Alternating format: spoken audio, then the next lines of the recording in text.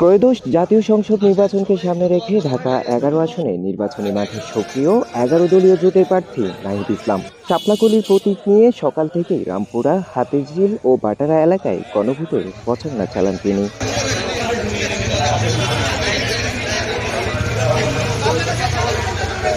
ঢাকা উত্তর সিটি কর্পোরেশনের ৯টি ওয়ার্ড নিয়ে গঠিত এই আসনে সাধারণ ভোটারদের সঙ্গে সরাসরি কথা বলেন নাহিদ ইসলাম। শুনেন তাদের অভিযোগ, সমস্যা আর দীর্ঘদিনের প্রত্যাশার কথা। প্রত্যেক টেবিলে টেবিলে সুর আছে, সরকারি সুর। বিভিন্ন দপ্তরে এই সুর উৎখাত না করার মধ্যে দেশ শান্তি হইব না এবং উন্নতি হইব না। তরুণ থেকে শুরু করে প্রায় সকল শ্রেণী পেশার ভোটারদের সঙ্গেই দেখা যায় তার ঘনিষ্ঠ যোগাযোগ। বছরকালে নাহিদ ইসলাম বলেন, ঢাকা ১১ অবকাঠামোগত উন্নয়ন এবং সামাজিক নিরাপত্তার ভিত্তিতে কাজ করতে চাই।